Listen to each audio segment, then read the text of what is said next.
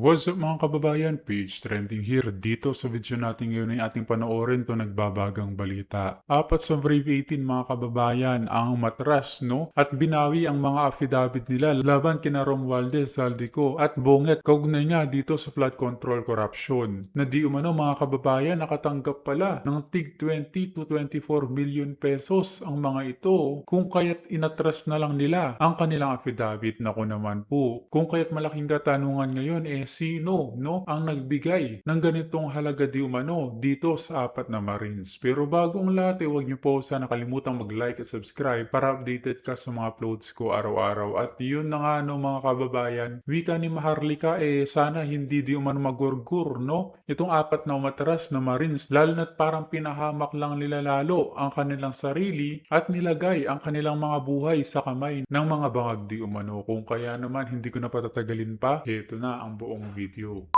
Ever since na pumasok ang mga bangag, okay, ay puro na lang paggagawa ng script. Tignan natin. May promise nga daw po kayo na magbibigay sila ng pera pero hindi ganun yung amount na... Wala akong prinami. Unang-una, gamitin niyo yung gamitin natin yung ating utak. Sayang naman yung ating mga brain cells. Alright? Saan naman, sabi ko, saan kukuha si Baligod ng pera? 'Di ba? Ang isang abogado, okay, na ganyan ang trabaho as abogado na wala namang connection sa gobyerno, wala namang malalaking negosyo na bilyon-bilyon, paano ka magpa-promise ng pera? So, obviously, mga kababayan, ay script na naman ito ng mga bangag.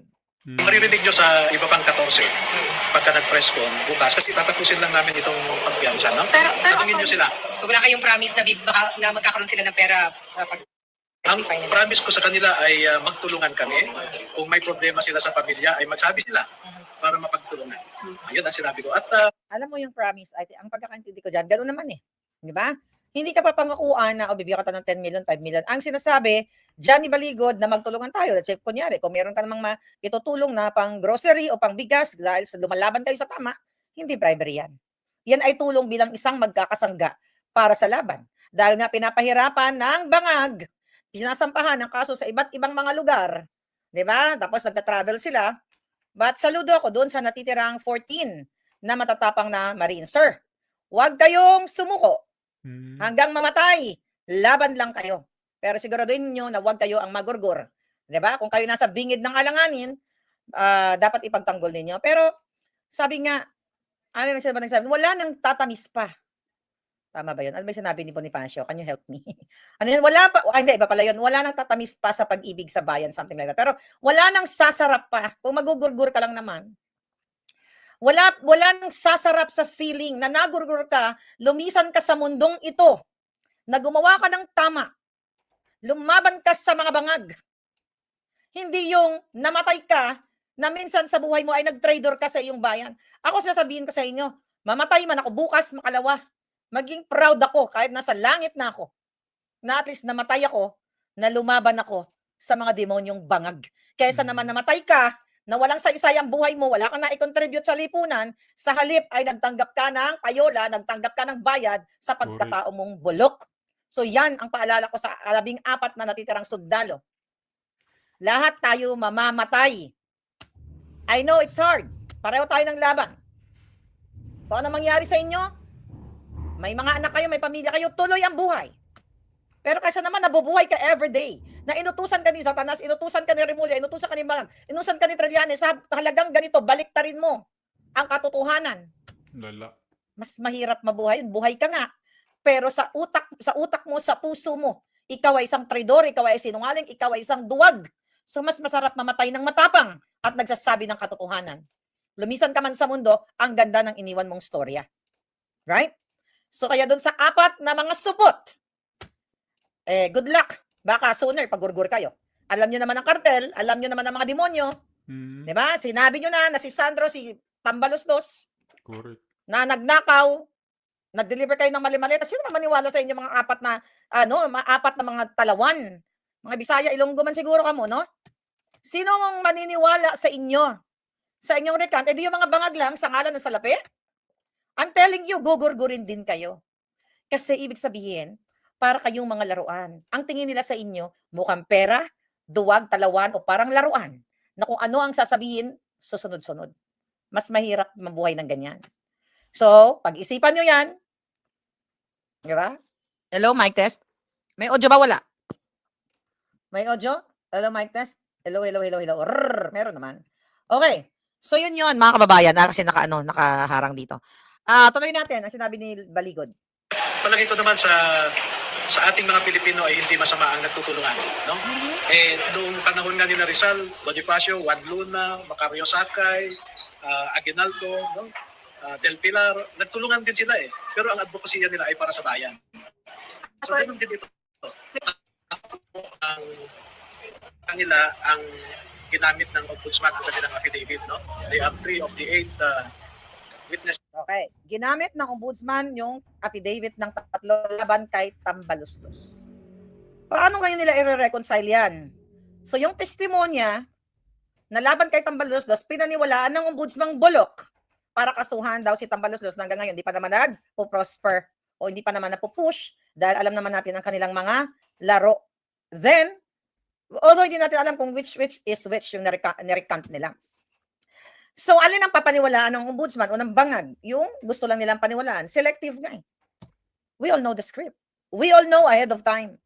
Lahat ng ito ay bayad na.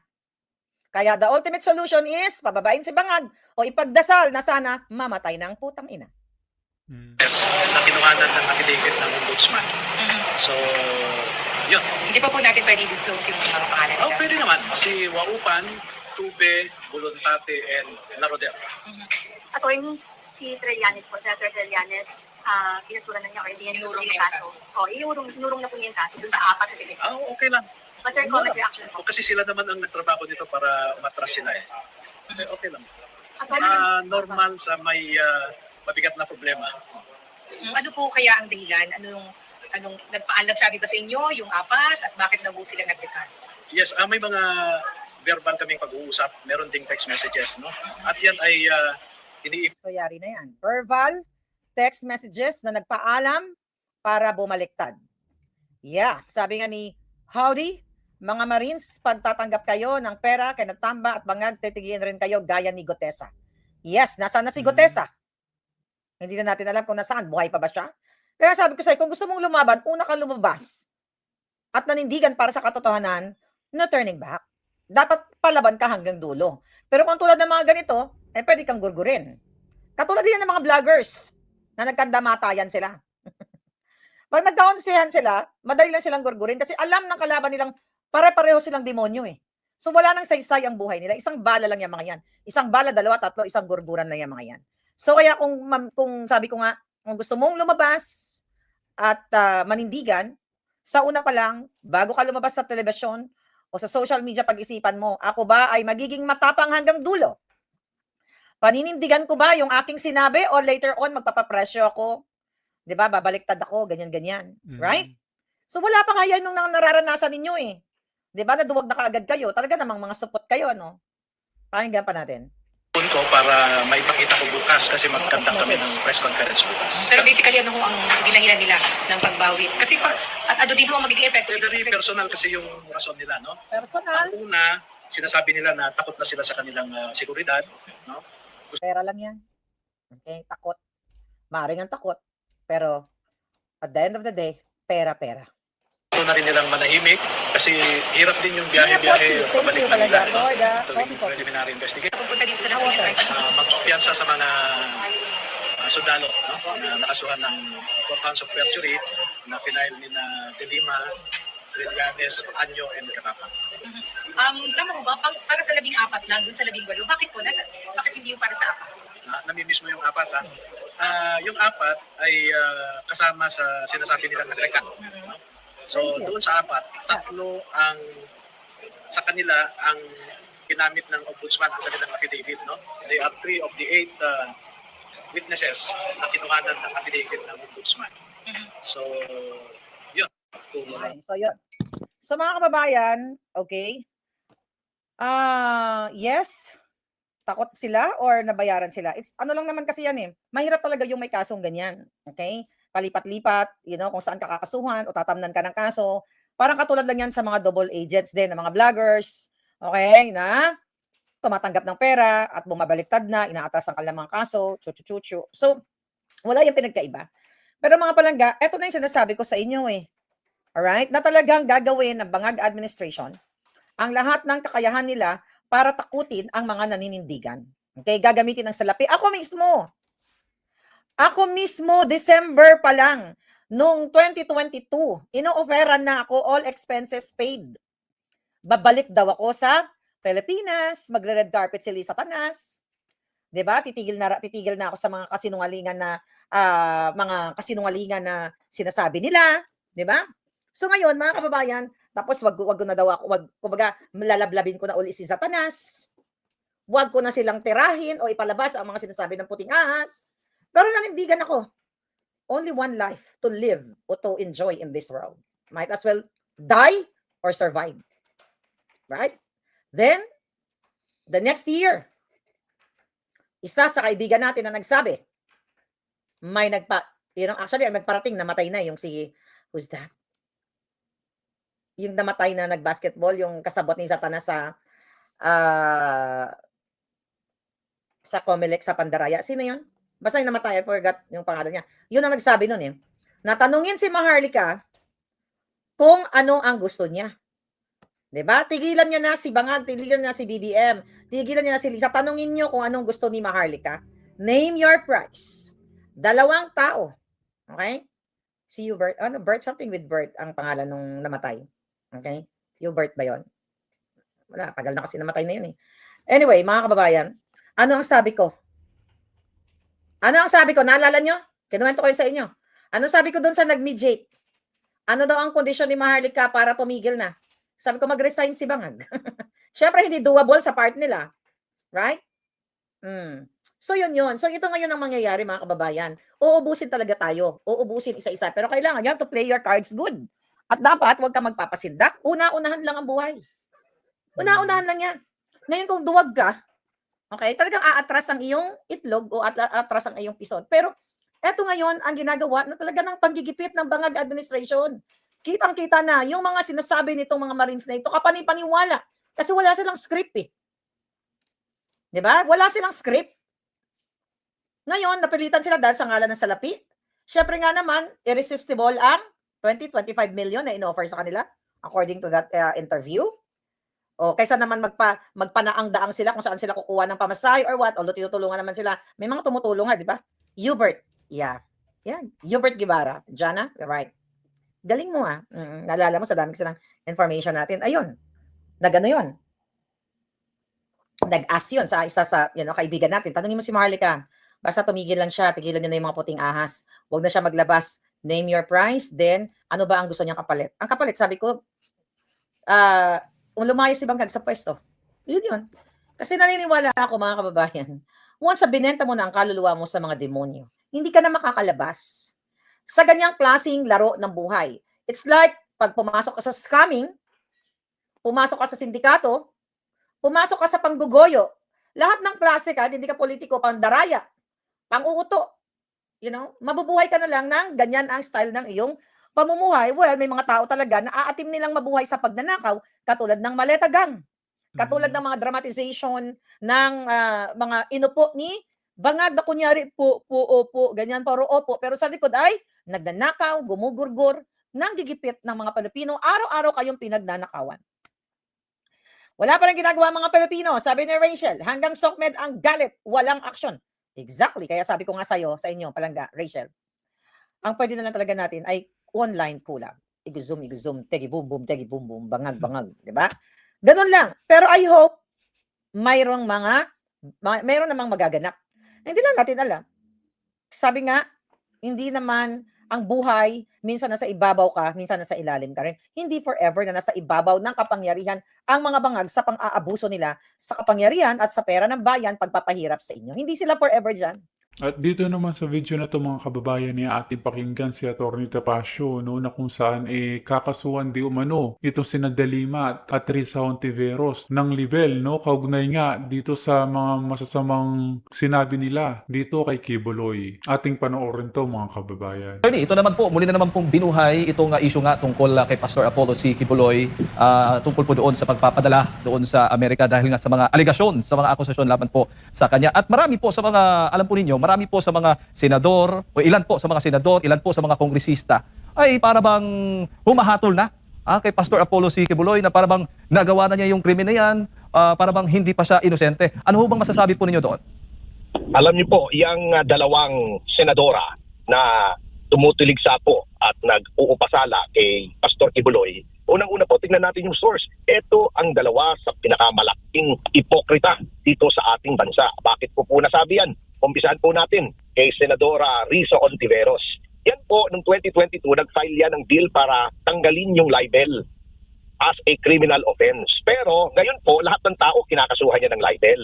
Ngayon, ito namang si Senator, hindi na pala, Congresswoman Laila De Lima, napakapangit po niyan. Yung sinasabi niya ang napakapangit. Sapagkat alam niyo, yung sinasabi niya na parang hinahatulan na niya si Pastor Kibuloy, iba po yung sinasabi niya nung siya naman ang nasasakdal sa 3 kaso ng drug pushing. Sabi niya, bakit daw siya hahatulan, bakit daw sasabihin sa kanya na siya ay drug pusher, siya ay presumed innocent. Pero ngayon, sinasabi niya na guilty na si Pastor Kibuloy. Hindi ba malaking kaipokrituhan niyang ginagawa ng dalawang yan?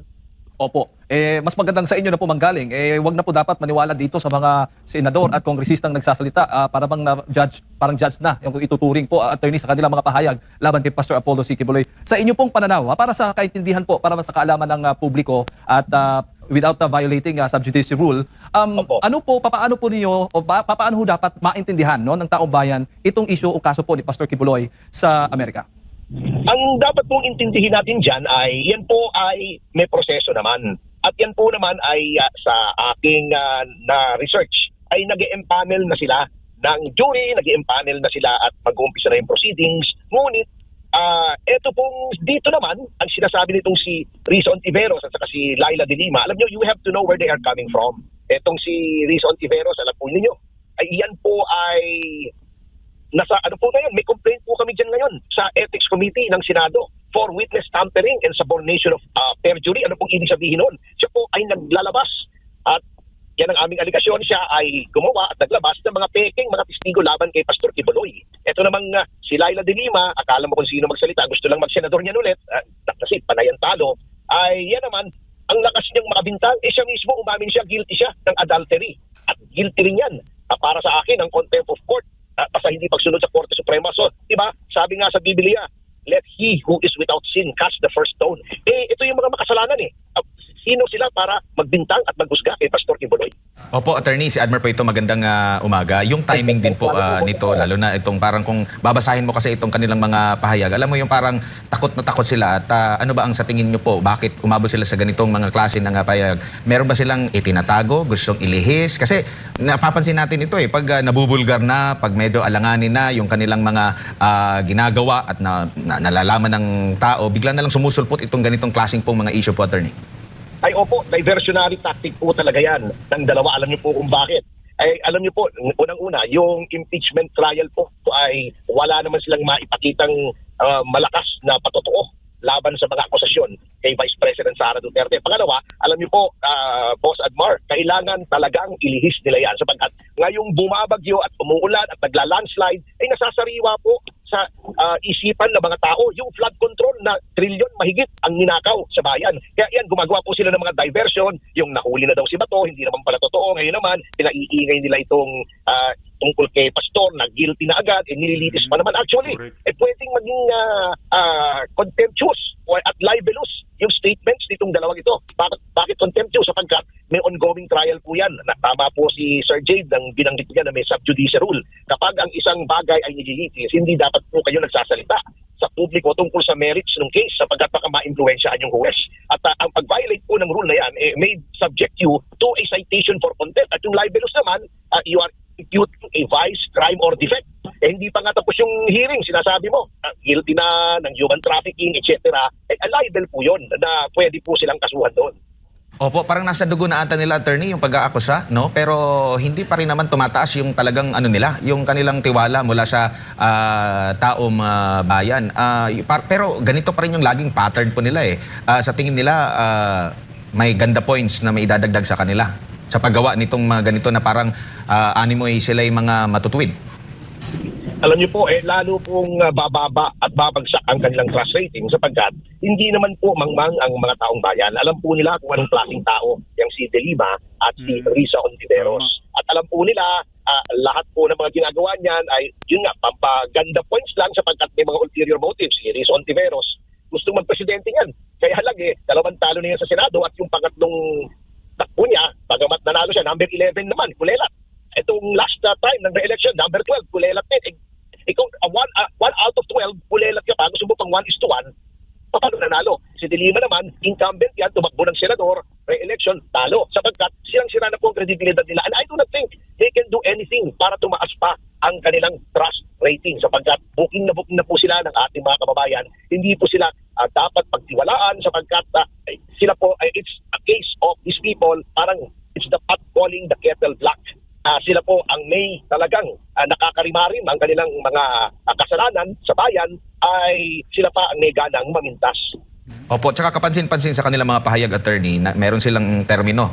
Kung sa impeachment trial, meron sila yung terminong unusual at kung ano pa. Dito naman sa kanilang mga pahayag, gusto nilang wakasan daw yung impluensya na meron pa si Pastor Apollo C. Quiboloy na alam ng nakararami ng mga taga-KOJC na mabuting impluensya si Pastor Apollo, pero sila gusto nilang wakasan daw yung impluensya. Pag mga ganito pong mga statement, abay takot na takot pa rin sila dahil alam nilang mapupuruhan talaga at malbubulgar kung ano man sila, attorney.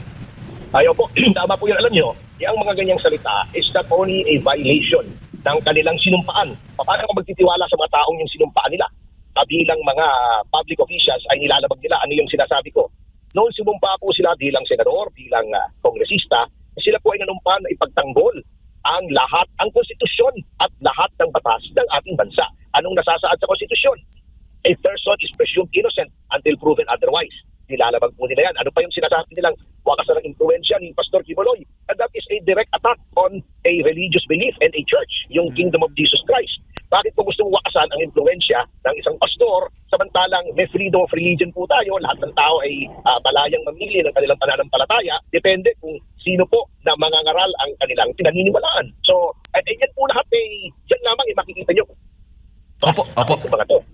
Opo, attorney, sa nakikita nyo po, pwede na silang sampahan kasi may nabanggit po kayo kanina na libelous. So pwede silang sampahan ng kaso ngayon?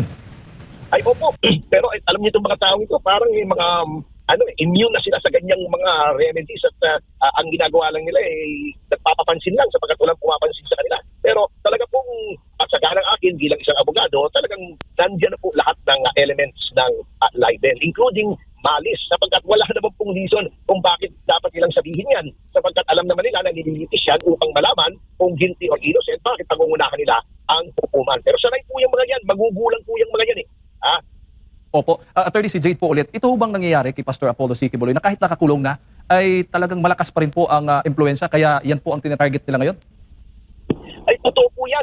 At ang takot po sila, kita nyo po nung nakaraang eleksyon kung saan tumakbo po si Pastor Quiboloy bilang senador.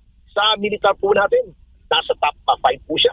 Sa ating mga overseas workers, at mataas po ang rank yan. Hindi pa siya makapagsalita, hindi pa siya makalahok sa mga debate at tahimik lang po siya. Lalo pa siguro pagka nahatmula na walang kasalanan si Pastor at malaya na siyang mag-ikot at lumabas sa telebisyon at ihayag ang kanyang plataforma, kaya takot na takot po sila. Alam niyo, itong mga ito walang kapag-asa ito sa national office. Kaya natatakot sila sa isang leader na hindi lamang leader spiritual, kundi leader na pinaniniwalaan ng mga botante ng ating bayan. Opo. At ngayon lang din ho kayo nakakita ng ganito na kahit nakakulong na, binabanatan pa rin. So ibig sabihin talaga napaka-powerful no, yung influence ni Pastor. Opo, tama po kayo At takot po ang umiiral sa mga taong ito. Takot na takot sila na kapag si Pastor Quiboloy ay napawalang sala at siya ay nandito sa Pilipinas at malaya na nga pong nakakapag-ikot, ay lalo silang magiging irrelevant itong dalawang babaeng ito. Sapagkat nakita niyo naman po ang kanilang track record, puro mema lang, puro epal, at puro pagpapakyut lang sa publiko na ayaw naman sa kanila.